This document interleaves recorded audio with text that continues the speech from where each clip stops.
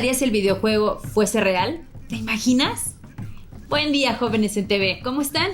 Les damos la bienvenida a este programa de conciencia histórica, donde, como siempre, hablaremos de personas, sucesos y emociones, que aunque en este caso acontezcan en un lugar del mundo muy alejado de nuestro país, los hechos de los que hablaremos seguramente podrán servirnos como un espejo para mirar una parte de nuestra naturaleza humana, de quiénes somos y de cómo desde nuestras propias acciones podemos cambiar a nuestra sociedad.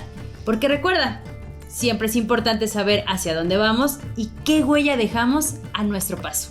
El país del que hablaremos es uno de los más pequeños del mundo.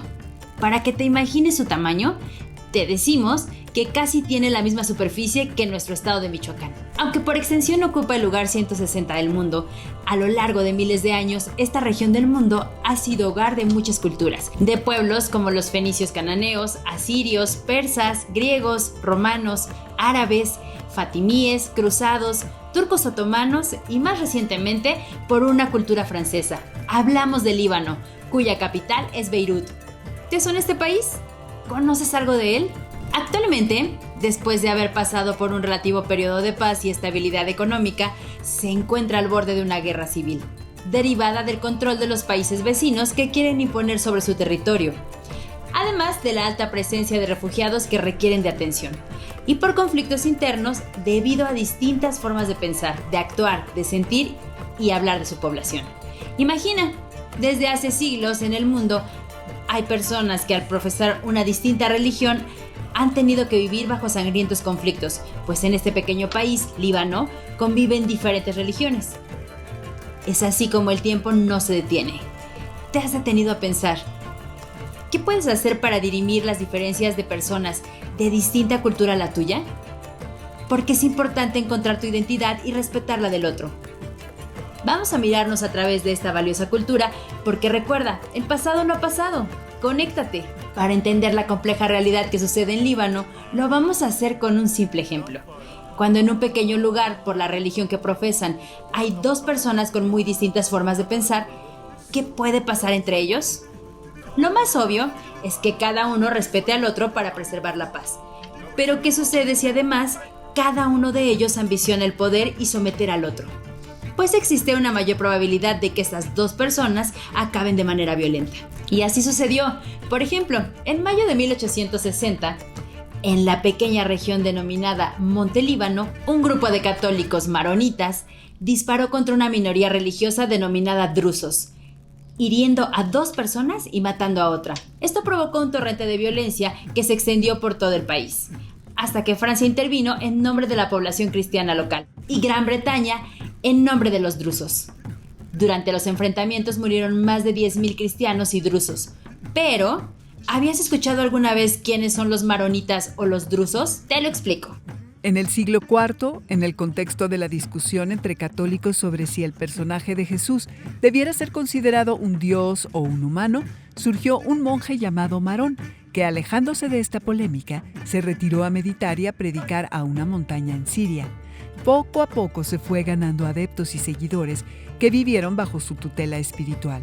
Fue así como se fundó la religión católica maronita. Por su parte, los drusos, que se llaman a sí mismos gente de un solo Dios, pertenecen a una religión monoteísta fundada por un carpintero persa a finales del siglo X. Sus miembros prefieren mantener en secreto buena parte de los detalles de su fe para evitar entrar en conflicto con personas de otras religiones, pero sabemos que en el corpus de sus creencias se encuentran profetas como Adán, Noé, Abraham, Sara, Juan Bautista, Jesucristo y Mahoma. Los límites de la frontera del Líbano se han modificado muchas veces a lo largo de su historia. Ha desaparecido para integrarse a otro país, ha vuelto a aparecer, pero con menos territorio. Luego recupera alguna parte. Sus fronteras han cambiado de acuerdo con los intereses de imperios y potencias nacionales. Fue parte del Imperio Turco Otomano desde 1516 hasta 1918, cuando este se derrumbó al final de la Primera Guerra Mundial. Después, las 5 provincias que constituían al Líbano moderno pasaron a ser colonia francesa y por fin, en 1943, Líbano ganó su independencia. Pero los franceses habían expandido sus fronteras. A la gobernación del Monte Líbano añadieron las regiones del Sidón al sur y Trípoli al norte. ¿Qué implicaciones tuvieron estas anexiones? ¿Que en Líbano, además de los maronitas y los drusos, también había musulmanes? Tanto musulmanes suníes como musulmanes chiitas. ¿Quiénes son los musulmanes? Los musulmanes son personas que profesan el islamismo, religión monoteísta que establece que no hay más Dios que Alá y que Mahoma es su profeta. ¿Pero qué crees? Hay dos grupos de musulmanes, los suníes y los chiitas, y entre ambos grupos hay diferencias sobre quién fue el sucesor del profeta Mahoma. De acuerdo con las tradiciones sunitas, Mahoma no designó claramente a un sucesor, y el chiismo sostiene que Mahoma anunció a su yerno y primo como sucesor. En fin, para conciliar esta diversidad de formas de pensar, se creó en Líbano el confesionalismo, un sistema político único en donde el gobierno estaría compuesto por representantes de todas las comunidades religiosas del país. Para ese entonces, la población cristiana era mayoría. A partir de su independencia, Líbano vivió una importante etapa de prosperidad.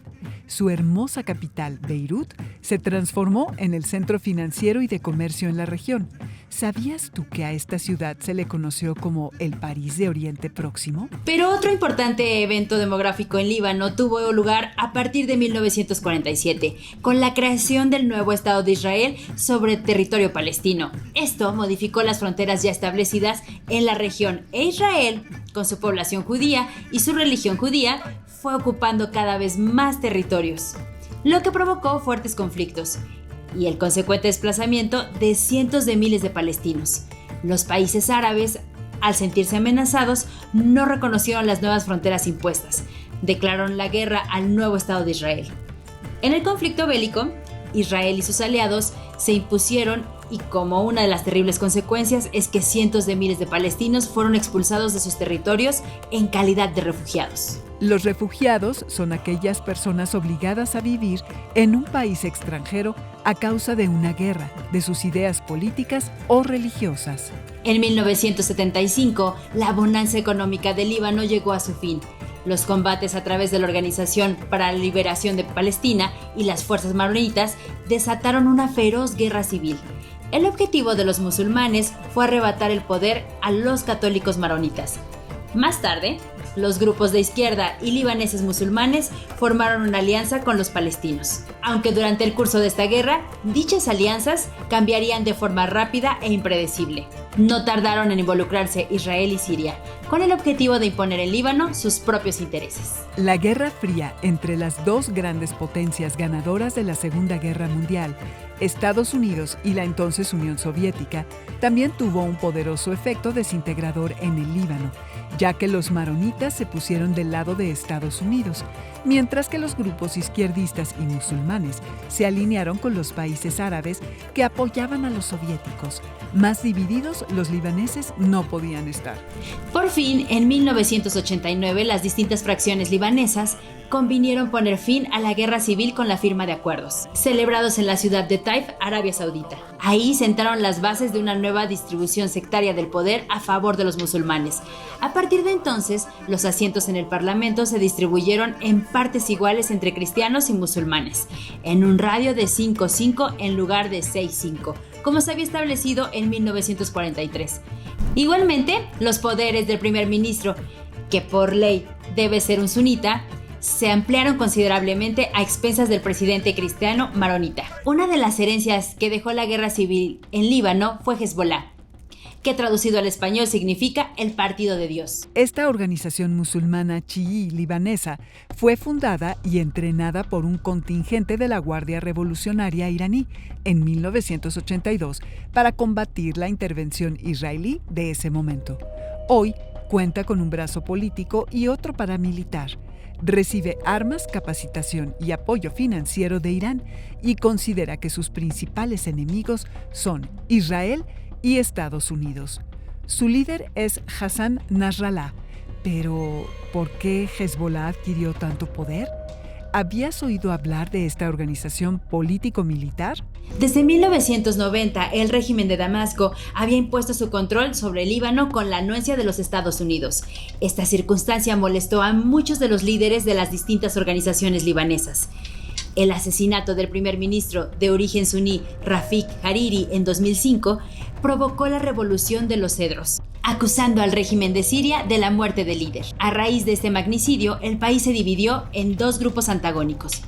Las fuerzas del 14 de marzo, donde había desde católicos maronitas, drusos hasta suníes, que deseaban a los sirios fuera del país, contra las fuerzas del 8 de marzo, que agrupó la mayoría de las fuerzas chiitas, todas ellas en favor de los sirios. El principal bastión de este grupo fue Hezbolá. Estos acontecimientos condujeron finalmente al retiro de las tropas sirias en abril de 2005. Ahora bien, las fuerzas del 14 de marzo exigían el desarme de Hezbolá. Sostenían que el retiro del ejército israelí del sur del Líbano hacía innecesaria una organización armada en esa región, que además para muchos libaneses representaba una amenaza latente a su seguridad nacional, al ser considerado por Estados Unidos como un grupo terrorista. Proponían, en cambio, el establecimiento de alianzas internacionales a fin de proteger al Líbano de cualquier amenaza, privilegiando la diplomacia y la mediación de la ONU para recuperar algunos territorios y atender otras demandas nacionales. Para Hezbolá, sin embargo, Israel continuaba representando una amenaza para el Líbano. Para este grupo, la resistencia armada era necesaria no solamente para responder a los ataques israelíes, sino para recuperar las tierras árabes ocupadas y la liberación de prisioneros libaneses en cárceles israelíes. Estados Unidos se decepcionó con las fuerzas del 14 de marzo, porque no tuvieron la capacidad de desarmar a Hezbolá. Fue así que Washington dio luz verde a Israel para realizar una intervención militar en contra del Líbano. Solo quedaba encontrar un pretexto, mismo que fue proporcionado por Hezbolá, el 12 de julio de 2006, tras la captura de 2 soldados israelíes. Israel sacó provecho de su apabullante superioridad militar y emprendió una campaña extensiva de bombardeos que afectaron el aeropuerto internacional de Beirut, destruyeron puentes, caminos, infraestructura portuaria y plantas de energía. Estos ataques hirieron o provocaron la muerte de cientos de civiles chiitas indefensos. Muchos de sus hogares, ubicados en las regiones más densamente pobladas, fueron destruidos. Entre otras cosas, se trataba de acabar con el grupo Hezbolá, desprestigiarla y hacerla responsable de su propia tragedia. Pero todas estas acciones, que dejaron considerables pérdidas económicas, cerca de 1 millón de desplazados, huérfanos y mucho sufrimiento en general, resultarían a todas luces contraproducentes para los objetivos israelíes. El apoyo de la comunidad chiita a Hezbolá no solo no disminuyó, sino que se incrementó.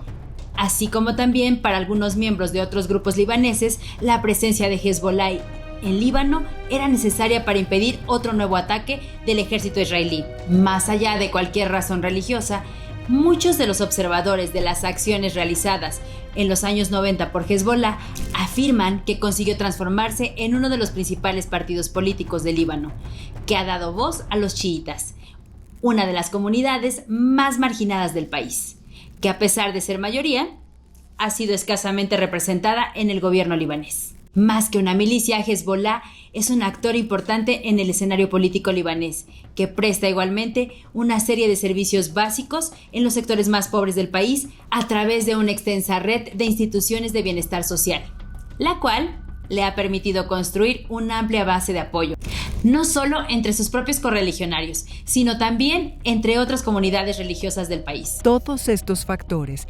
erosionaron la confianza pública hacia las fuerzas del 14 de marzo y obligaron al gobierno libanés a modificar su posición. Todos estos factores erosionaron la confianza pública hacia las fuerzas del 14 de marzo y obligaron al gobierno libanés a modificar su posición, congraciarse con Hassan Nasrallah, líder de Hezbolá, y recibir en los días subsecuentes a los ministros de Asuntos Exteriores de Irán y de Siria. Finalmente, gracias a la intervención de la Liga Árabe y el Consejo de Seguridad de la ONU, se adoptó un cese al fuego entre Israel y Hezbolá, poniendo término a los enfrentamientos de más de 33 días. Un estudio realizado por el Centro de Información del Líbano y basado en los números de registro de votantes muestra que para 2011 la población cristiana representaba el 34.33% de la población y los musulmanes, incluidos los drusos, eran el 65.47%. Pero, ¿qué crees?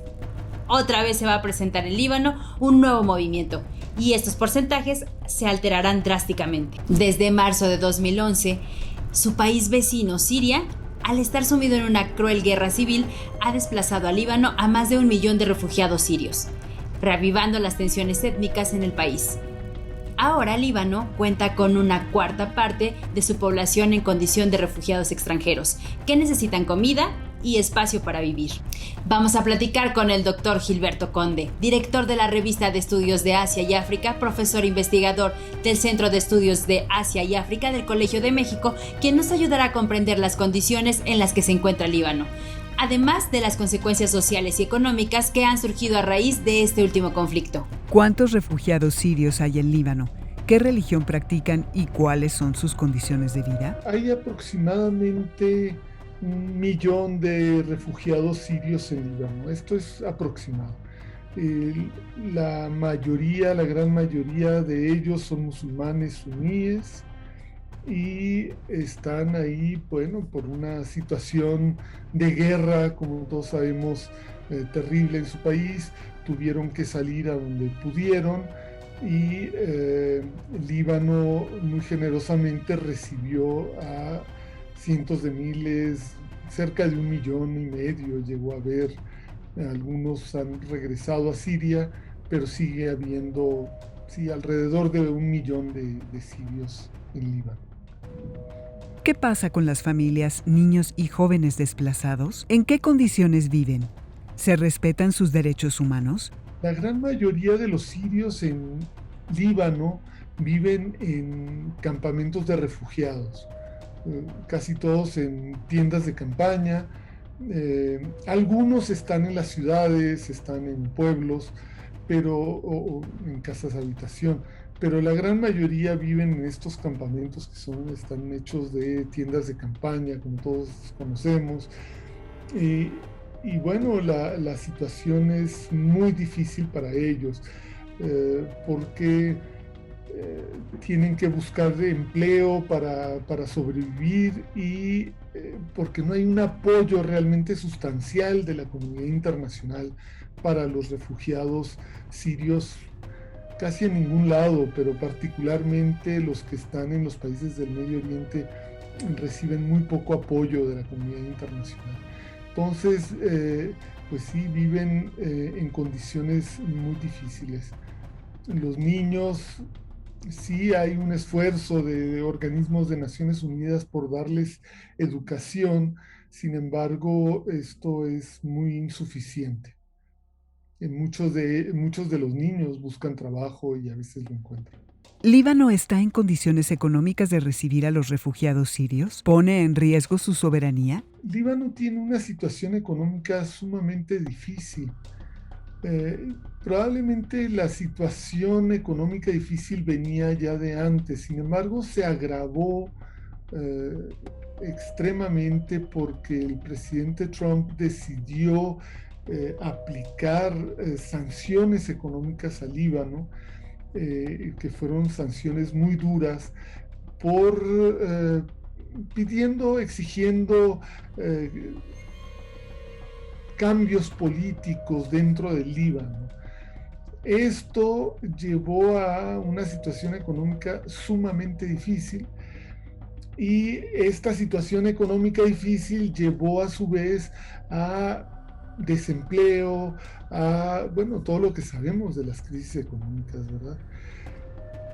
En estas circunstancias se agravó la competencia que ya de por sí había entre los libaneses pobres y los sirios, que por definición son pobres, ¿verdad?, en estas condiciones de refugio. Se agravó la tensión y la fricción entre ellos por encontrar trabajos, encontrar los pocos trabajos que hay disponibles. Esto ha llevado a fricciones tremendas. La soberanía del Líbano en sí no la ponen en riesgo los refugiados, pero sí hay un sentimiento de que los refugiados están ahí en un mal momento, que están quitando empleos, la comida, qué sé yo, las oportunidades para la gente del país. y esto por supuesto que agrava la situación y hace que muchos libaneses quisieran que se retiraran ya los sirios. ¿Cómo sucedió en su momento con los palestinos? ¿Qué probabilidad existe de que estos refugiados acojan al Líbano como su nuevo país? Bueno, aquí son dos preguntas en realidad. Una es acerca de los palestinos. Los palestinos, al igual que los sirios, no llegaron ahí por deseos de llegar al Líbano a quitarle a los libaneses su tierra, ni sus trabajos, ni mucho menos, ¿verdad? Llegaron porque salieron por una situación de guerra en la que estaban siendo atacados ellos.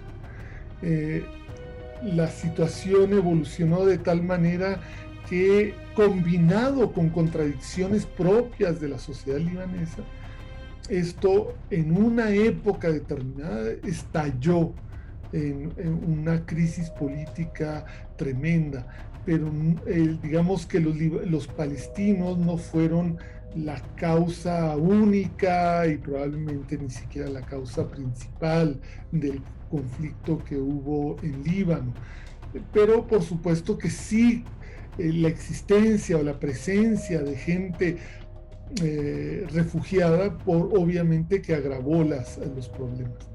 La segunda parte de la pregunta también es muy importante. Los sirios no llegaron por elección, hubo una situación de extrema violencia dentro de Siria, desatada inicialmente por el régimen, el gobierno sirio, que encontró que la vía para resolver o para evitar ser depuesto era la vía violenta. Gobiernos extranjeros contribuyeron, ya sea apoyando al gobierno o apoyando a la oposición, contribuyeron a empujar a Siria a la guerra aún más de lo que ya lo estaba haciendo el propio gobierno. Esto se convirtió en un problema tremendo y millones, la mitad de la población casi, salió huyendo de sus hogares, salió huyendo de sus pueblos y ciudades por la situación de violencia que estaban viviendo, y muchos millones se fueron a estos países. Ahora, la situación actual en Líbano, esta gente no es que quiera quedarse, es que tiene temor de regresar, tiene temor de que no estén aún dadas las condiciones para asentarse en Siria. Jóvenes en TV, muchas gracias por acompañarnos en este espacio de reflexión y construcción de conocimiento. Como conclusión, podemos decir que además de los indudables intereses económicos que hay detrás, la intolerancia religiosa ha sido fuente de conflictos y divisiones entre los pueblos, siempre con terribles repercusiones sociales, políticas y económicas.